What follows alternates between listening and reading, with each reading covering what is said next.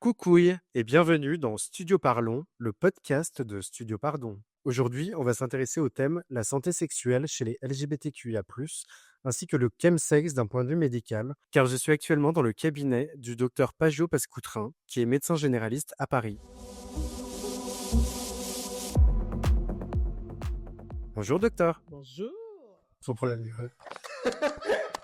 Vous êtes médecin généraliste à Paris, c'est ça? Alors j'ai 2 casquettes parce que je suis médecin généraliste, mais je suis aussi médecin infectiologue. Donc je m'occupe, beaucoup des personnes infectées par le VIH et je m'occupe aussi beaucoup, des PrEPeurs, pour la prévention, surtout de l'infection, du VIH. Vous, comment vous définiriez la santé sexuelle? C'est, le bien-être physique, mental.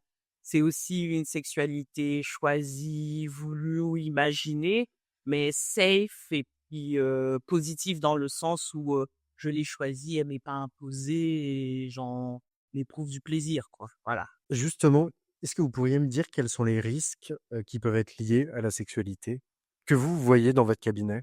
Donc la sexualité est souvent, comment dire? En lien avec des risques infectieux. Tout ce qui est maladie sexuellement transmissible. Il y en a beaucoup, que l'on peut traiter, mais pour l'instant, il y en a pas, il y en a certaines qu'on peut pas traiter ou guérir notamment le VIH. La santé, sexuelle se rapporte aussi, au risque, du chemsex, par exemple, l'utilisation de drogues illicites, mais aussi, tout ce qui a trait, à la psychologie, à l'affect, à comment on voit son corps, comment on peut avoir une sexualité épanouie, tout ça. Qu'est-ce qu'il y a comme différentes IST? Alors il y a les IST, comme le VIH, sexuellement transmissible. Il y a les IST comme, chlamydia, gono, syphilis, qui sont plutôt, des bactéries, des parasites qu'on peut traiter avec des antibiotiques. Que j'ai déjà eu et ça fait mal. Ah, ça dépend du médecin s'il a le doigté, hein. Donc, il y a le VIH, gono, chlam, syphilis qu'on connaît très bien, mais il y a aussi l'herpès, la gale, les morpions qui peuvent être sexuellement, transmissibles avec les contacts rapprochés. Donc on n'y pense pas souvent, mais il y a aussi, ce mode d'infection sexuelle. Et justement pour le VIH, vous parliez de la PrEP. Ouais. Est-ce que vous pourriez dire qu'est-ce que c'est? La PrEP, c'est un médicament, c'est un antiviral que l'on prend avant les rapports sexuels pour prévenir de la contamination, de l'intégration du virus, du VIH dans l'organisme. C'est un des moyens de prévention qui est très efficace si on prend correctement la PrEP. Ce qu'on prend en continu, il y a une pardonnance parce que vous avez du produit tout le temps, voilà. Donc s'il y a un décalage, ça va. Mais quand on prend à la demande, c'est un schéma qui est, très court. C'est-à-dire que c'est 2 comprimés, 2 heures avant le rapport sexuel, un comprimé à 24 heures de la première prise et un comprimé à 48 heures de la, 1re prise. Donc 2-1-1. Si on respecte pas ce schéma, il y a un risque de contamination parce qu'il est court, il est tellement court, mais il est tellement, malléable, optimal que dès qu'on sort des clous, il y a un risque. On est d'accord que quand, les personnes qui ont le VIH, donc qui sont traitées par, un médecin, ils sont indétectables et du coup c'est intransmissible. Voilà. Quand, une personne infectée par le VIH prend son traitement, en fait, il n'y a pas de virus qui circule dans le sang, dans le sperme. Donc ça veut dire que, on transmet pas du rien. Il faut avoir du virus dans le sang, dans le sperme pour pouvoir transmettre. Comme ils sont indétectables, il y a pas de virus dans le sang, dans le sperme, ils ne peuvent pas transmettre. Donc on peut avoir des rapports sexuels, safe avec, une personne infectée par le VIH, mais bon, il y a pas que le VIH, hein, il y a syphilis, Ouais. gonorrhée, hein, il y a tout le reste, hein. Donc le VIH s'attrape uniquement quand on couche avec quelqu'un qui ne sait pas qu'il a le VIH en fait. Oui, et qui n'est pas traité. Donc c'est pour ça qu'en fait il faut faire, ces Il faut se faire dépister tous les 3 mois, surtout si on a des rapports sexuels réguliers ou tous les 30 partenaires différents. Et ça peut aller vite en une soirée. Enfin, une matinée, une matinée. Oh vache!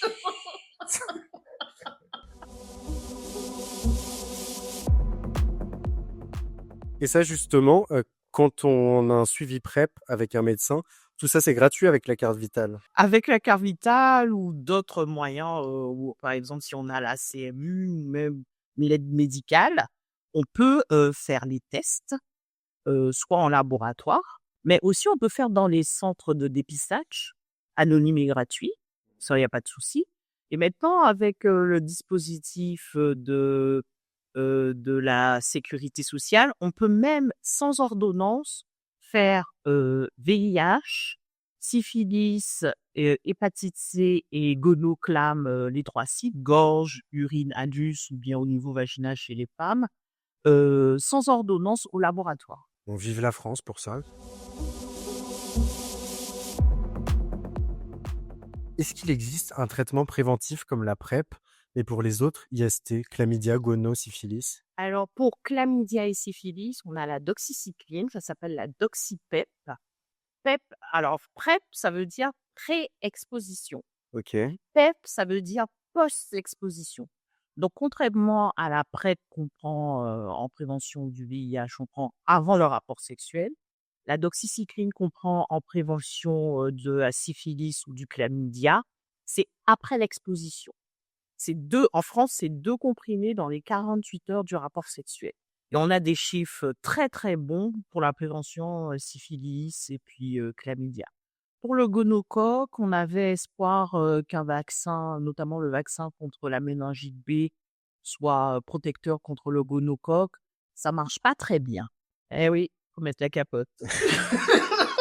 Pour les autres IST, par exemple, l'hépatite C, c'est pas sexuellement transmissible parce qu'on n'en trouve pas dans le sperme proprement dit, mais via un rapport sexuel, on peut attraper l'hépatite C parce que ça peut circuler dans le sang. C'est considéré comme plus ou moins une IST. On n'a pas de vaccin, préventif pour l'hépatite C, mais on a, un traitement qui guérit par contre. Donc si éventuellement vous avez une hépatite C, vite, vite, vite, allez voir votre médecin parce que maintenant on peut prescrire même en ville, votre médecin généraliste peut prescrire un traitement, de l'hépatite C et vous guérissez, quoi. Pour l'hépatite B, on a un vaccin en prévention. Pour, l'herpès, qui est une infection sexuellement transmissible, parce que quand vous avez un petit bouton d'herpès ou bien quand ça vous brûle dans l'anus, dès que ça brûle, c'est de l'herpès. OK. Notez bien.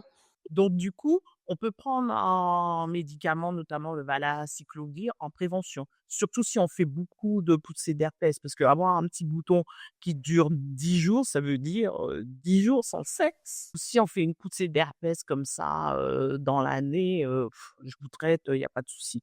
Mais quand vous faites, tous les 15 jours, une poussée d'herpès, vaut mieux prendre un traitement préventif. Donc on a beaucoup de traitements en prévention pour, pas mal d'IST, quoi. Je voulais savoir tout ce qui est IST, est-ce que ça touche principalement la communauté gay ou ça touche aussi les lesbiennes et les trans? Alors les lesbiennes ont beaucoup plus de chlamydia et de papillomavirus. Les femmes trans, elles ont souvent des rapports sexuels, avec des hommes, donc elles ont chlamydia, syphilis, gono. Les hommes trans, j'en ai que très peu. La plupart de mes hommes trans, ils ont des rapports sexuels avec des hommes, en fait. Donc du coup, ça revient au même. Finalement, tout le monde peut avoir Oui. les mêmes IS. Donc ça veut dire que même les hétéros, ils ont plein d'ISC. Vous exercez depuis combien de temps? Alors alors, il faut penser que j'ai un certain âge. J'exerce depuis 15 ans! Ça va. Ah oui, ça Mon premier diplôme, c'était il y a 15 ans, donc on a le même âge, en fait. Vous quand vous avez pris ce cabinet, il y avait déjà une patientèle? Au début, je me suis inscrit sur, un site très connu, agenda en ligne, quoi. Donc Doctolib, c'est facile parce que le tout venant bien et moi, je suis installée, dans le 11e, à côté du Marais, à côté de Nation, de République, de Bastille. Donc j'ai une population très variée, en fait et plutôt jeune parce que quand vous êtes jeune, vous attirez les jeunes, en fait et quand vous êtes sympa, vous attirez les gens sympas. Comment vous êtes spécialisé dans la santé sexuelle Beh, LGBTQIA+? initialement, j'étais à temps plein PH, à l'hôpital Tenon et c'était la grande sortie, c'était des années où on diffusait la PrEP partout, en fait. Donc on a fait beaucoup de recrutements dans la communauté, surtout gay. On touchait beaucoup aussi les travailleurs du sexe, les travailleuses du sexe aussi. Et donc c'est de là, quand j'étais à temps plein à Tenon, comme il y avait l'étude Prévenir de la PrEP, donc c'est comme ça que j'ai un peu façonné ma patientèle parce que finalement, j'ai beaucoup de patients gays, quoi. Moi, je vous ai connu grâce à mon ami Arthur Lequin, qui d'ailleurs est la personne qui a trouvé le nom Studio Parlons. Tu super Arthur. Quand est-ce qu'on se voit là? Parce que ça fait longtemps, hein. Et du coup, oui, c'est lui, parce que malheureusement, notre ancien médecin, Dr Wilson, bah, il est décédé. Il vous a trouvé, vous. Alors, je sais plus par qui il vous a trouvé, mais c'est lui qui m'a conseillé de venir vous voir. Et c'est vrai que toute la bande de potes, maintenant, elle vient vous voir. Et puis toutes les autres bandes de potes, parce que franchement, la communauté LGBT elle est trop sympa, tout et tout. Ils sont toujours des trucs. Pendant le Covid, grâce à eux, j'ai pas déprimé. Il y avait toujours une belle IST. Maintenant, on va passer à la partie chemsex. Oui. Vous, qu'est-ce que vous voyez comme conséquences mentales, sociales sur votre patientèle qui pratique le chemsex et qui vous en parle? Alors je rappelle que le cannabis, la cocaïne, les catinols, tout ça, c'est illicite. Le poppers, non, parce que vous pouvez le trouver dans le tabac du coin. Le CBD, non, mais le CBD, c'est quand même pas du cannabis, enfin, de ce qu'on m'a dit, hein. Oui.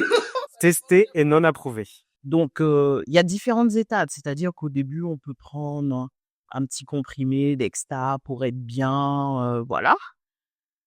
Et après, pour associer à la sexualité, mais dès qu'à un certain moment, on a toujours besoin de prendre une substance illicite pour avoir des rapports sexuels ou pour avoir l'impression de performer, on tombe dans le chemsex addiction. Mais la frontière, elle est fine, en fait. Au début, c'était vraiment festif pour se donner du courage, parce que surtout, chez les gays, il y a la performance, il y a la beauté du corps, il y a tout ça. Donc des fois, c'est difficile, d'aborder. Et puis moi, j'ai une patientèle jeune. Jeune, je dis jusqu'à 50 ans. À 50 ans, on n'est pas un daddy, hein, on est encore en pleine forme. Donc une population jeune, donc on peut avoir une mésestime de soi sur ses performances, sur, le fait de se plaire ou de plaire aux autres. Et puis quand on voit un beau garçon, on veut aussi assumer, quoi. Donc du coup, tout ça se mélange. C'est-à-dire que si on a performé avec les drogues, on a peur de ne plus performer sans la drogue. Et là, on tombe dans l'addiction. Voilà. C'est l'effet un peu néfaste parce que l'addiction, ça veut dire que je ne peux plus rencontrer les gens, je peux plus avoir une sexualité épanouie si je prends pas les drogues. Quand c'est pour l'euphorie, pour se donner du courage, voilà. Mais si c'est systématique, que vous réfléchissez à comment vous fournir la drogue pour passer une bonne soirée et puis il y a des conséquences du point de vue social. Vous êtes plus le même, en fait. Quand vous êtes, sous drogue, et que vous faites pas de sexe, vous êtes, à l'affût de toute IST, des violences sexuelles aussi, des viols, parce qu'il y a beaucoup de viols, par exemple, quand vous prenez du GHB, que vous avez un trou noir, en fait, vous savez pas trop qu'est-ce qui s'est passé, en fait. Donc vous êtes exposé à des violences sexuelles, des IST et puis aussi quand il y a des surdosages de drogue, parce que plus on a cette sensation euphorisante, plus on en prend pour retrouver cette sensation, il peut y avoir les surdosages et au bout ou les bad trips comme on appelle ça et ou les gioles, au bout du tunnel, il y a souvent la mort, en fait. Donc c'est pas anodin le chemsex. Au début, c'est vraiment festif, mais il y a une limite, de l'addiction et de ses conséquences, quoi. Conséquences aussi sociales parce que on va travailler, parce qu'on fait pas que baiser toute la journée, quoi. On va travailler, donc amorcer la descente, qu'on peut pas aller travailler, voir son médecin traitant pour un arrêt, je vous reconnais, hein.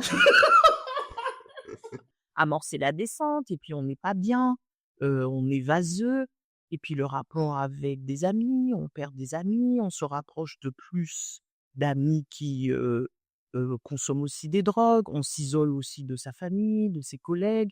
Donc ça a quand même des conséquences, profondes, quoi. Et il y a beaucoup, de Kensessers qui, au final, ne sortent même plus. Ils se font livrer via Uber leur drogue, leur nourriture. Ils se déplacent même plus pour aller en soirée. C'est via la cam, mais ils regardent même pas la cam parce qu'ils voient même pas la personne qui est en face.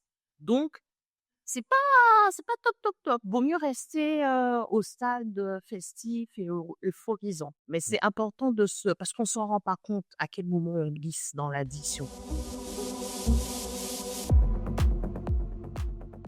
Du coup, en conséquence physique, En fait, quand on est en descente, il y a beaucoup d'effets de manque. Donc on n'est pas bien, on mange pas, on se déshydrate. Des fois aussi, on meurt, des surdosages parce qu'on est déshydraté. Les reins ne fonctionnent plus, donc les toxiques s'accumulent à l'intérieur de l'organisme. Vous faites une encéphalopathie, ça veut dire que vous êtes dans le coma et puis vous mourrez tout doucement, quoi, en fait. Il y a les conséquences physiques parce qu'il y a certaines drogues, qui sont hallucinogènes, où vous avez l'impression d'être bien, moi je me rappelle d'un patient, il était bien, il avait l'impression d'être, comme dans le ventre de sa mère. En fait, il était en train de se noyer dans le canal Saint-Martin et c'est parce que quelqu'un l'a vu sauter qu'on l'a récupéré. Parce qu'il y a beaucoup de drogues qui sont hallucinogènes, surtout les drogues qui sont pas chères, parce que bon, la cocaïne, ça coûte quand même un petit peu. Donc du coup, on se tourne vers des drogues pas chères ou des drogues coupées, mais vous savez pas avec quoi c'est coupé et ça peut donner des hallucinations. Vous pouvez avoir, l'énergie, la force de sauter du 5e étage, vous faites des polytraumatismes, ça veut dire que paralysé à 20 ans alors que vous aviez toute votre vie devant vous, bah, c'est moche quand même. Quand vous allez dans des soirées, il faut avoir un SAM avec vous, quoi. Quelqu'un qui quelque part est prévoyant, des choses comme ça. Et puis c'est pas toujours le même qui s'appelle Sam, quoi. Oh, faut que ça tourne aussi, voilà. Il faut aussi savoir détecter, la limite et aussi se faire aider. Ça peut être le psychiatre, ça peut être l'addicto, parce qu'il y a des addictologues, de toute confession. Ça peut être une infirmière addicto, ça peut être un sexologue addicto, mais ça peut être aussi un psychiatre addicto, ça peut être, un infectiologue addicto, un gastro-entérologue addicto. Les professionnels de santé savent plus ou moins où vous aiguiller, où vous prendre en charge vous-même. Parce que moi, par exemple, en tant que médecin, je fais plutôt de la réduction des risques et c'est un autre métier d'aider, à l'arrêt de la consommation ou à la diminution ou la gestion de la consommation et c'est pas communautaire, c'est pas que les gays qui sont dans le chemsex ou il y a les hétéros aussi, je dirais même les hétéros, c'est les plus hypocrites. Ils ont commencé avant les gays.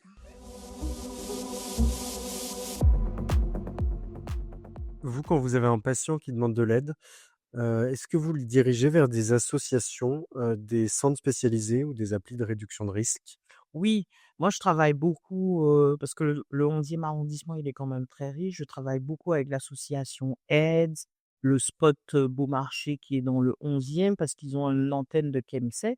Donc ça veut dire que tous les professionnels sont formés au chemsex. Ils ont voulu faire, ce cheval de bataille, parce qu'il y a d'autres, centres, de santé sexuelle où eux, c'est plutôt les réductions des risques ou des choses comme ça. Soit la PrEP, soit les préservatifs. Au Spot Beaumarchais, il y a des médecins, il y a des infirmières, il y a des psychologues, il y a des addictos, il y a des personnes qui consomment aussi, il y a des groupes de parole, il y a aussi des entretiens individuels. Il y a tout un panel de possibilités et moi, je travaille beaucoup avec eux parce que je peux les aiguiller et le travail est complémentaire. Parce que moi, je fais plutôt la réduction des risques, les conséquences physiques, voilà, le soutien psychologique aussi. Et puis, c'est bien aussi d'entendre parler les autres qui consomment, ceux qui s'en sont sortis d'affaires ou ceux qui sont encore dans la tourmente ou des choses comme ça. C'est bien aussi d'aller vers les autres, quoi.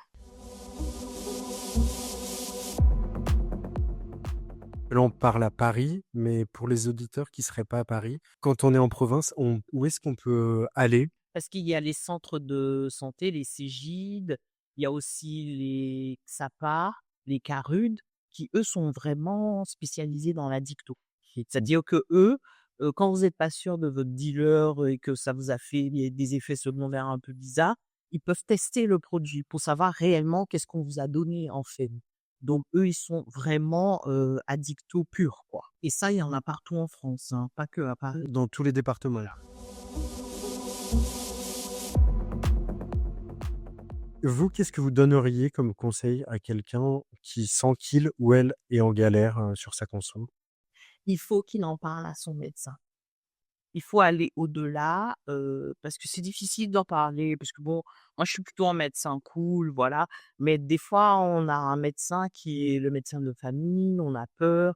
Bien souvent, on n'est pas tous parisiens, on peut sortir dans des endroits où si on en parle au médecin, bah, c'est foutu, ou bien même dans votre travail, ni des choses comme ça peut avoir quand même des conséquences. Vous pouvez être viré ou des choses comme ça. Donc du coup, en parler à votre médecin, parce qu'il saura vous aiguiller, mais aussi en parler, aux amis, à la famille et puis se renseigner sur internet, les spots, communautaires, tout ça. Il y a toujours une solution, quoi. Il y a toujours, et puis il y a aussi des antennes de parole, SIDA Info Service, il y a une antenne, chemsex, tout ça, donc on peut vous aiguiller, quoi. Vous n'êtes pas tout seul, et au contraire, si vous sentez déjà que votre consommation est problématique, c'est que vous avez tout gagné. Ça veut dire que vous commencez à prendre le problème et à prendre conscience, en fait. Donc là, on a entamé le chemin, et c'est le plus gros du travail, quoi. Se rendre compte que la consommation est problématique. Est-ce que la PrEP rend irresponsable, selon vous? Au contraire, parce que vous faites votre prise de sang tous les 3 mois. Donc vous checkez les IST. Il y a souvent des vaccins à mettre à jour.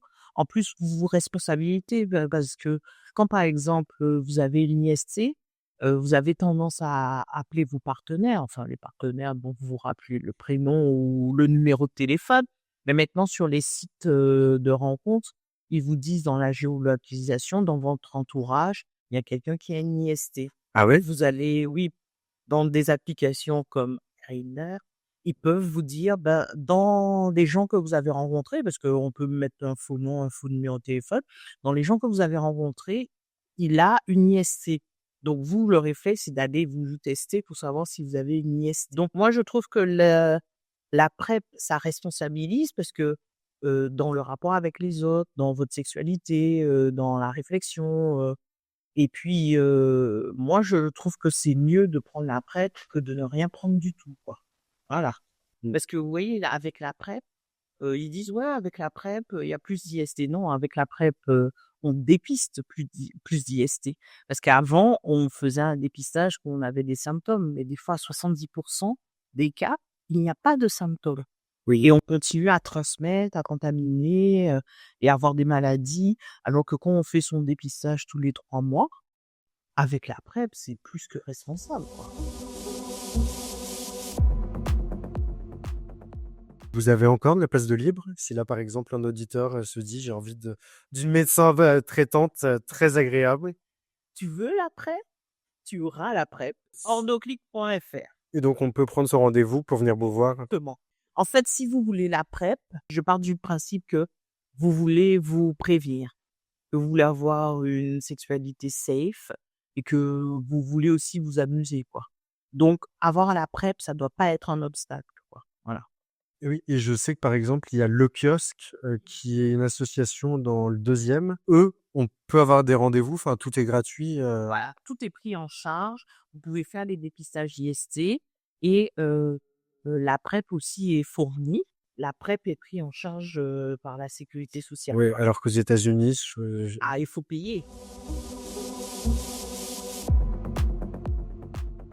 alors en dernière question, je voulais savoir quels sont les conseils concrets que vous donneriez à quelqu'un qui pratique le chemsex? Le plus important, c'est aussi de compter sa consommation. Parce que quand on compte sa consommation, on voit tout de suite que, bah, c'est festif 5 étoiles, quoi, et on doit rester au stade de festif. Mmh. De savoir, de s'interroger, en fait.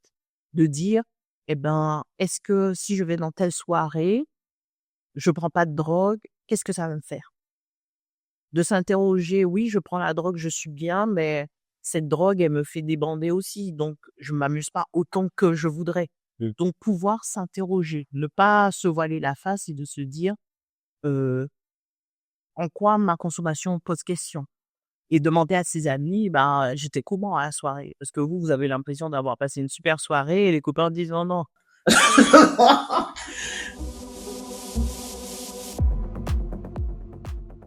Merci beaucoup docteur d'avoir répondu à toutes ces questions, pour tous les auditeurs de Studio Parlons et pour moi aussi. Vous aurez peut-être, de nouveaux patients ou de nouvelles patientes, who knows? Les hétéros curieux. Vous êtes les bienvenus et à très vite et on vous embrasse. À bientôt!